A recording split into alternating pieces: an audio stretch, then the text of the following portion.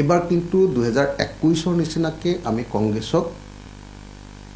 অকল কংগ্ৰেছৰ সুবিধা হোৱাকৈ চব কাম কৰিবলৈ এবাৰ নিদিওঁ একদম আপোনালোকে এইটো মনত ৰাখিব এবাৰ যদিহে আমি এটা কমন মিনিমাম প্ৰগ্ৰেম তৈয়াৰ কৰিব পাৰোঁ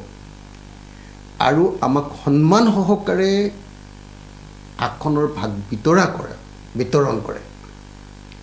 তেতিয়াহে আমি তেওঁলোকৰ লগত আছোঁ অকল টুপি পিন্ধিবৰ কাৰণে আমি ব্যৱহাৰ হ'বৰ কাৰণে 2021 ব্যৱহাৰ হ'লোঁ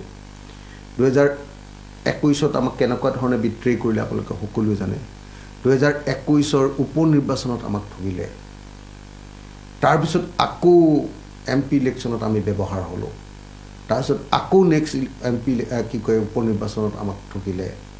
গতিকে এইবাৰ আমি চেষ্টা কৰিম যে এইবাৰৰ যিটো বুজাবুজি সেইটো আদৰ্শগত বুজাবুজি হওক কমন মিনিমাম প্ৰগ্ৰেমৰ জৰিয়তে আমি চেষ্টা কৰিম যে সন্মানজনকভাৱে সকলো বিৰোধী পক্ষক আসন দিয়া হওক অকল কংগ্ৰেছৰ সুবিধা কৰিবৰ কাৰণে আমি দৌৰমাৰি গৈ এবাৰ জাপ মাৰি নিদিওঁ খোলাখুলি কথা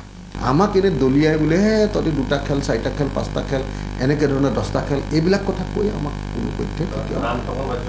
এইবাৰ কোনো পধ্যে আপোনালোকে একদম খাটাং থাকিব এইবাৰ আদৰ্শগত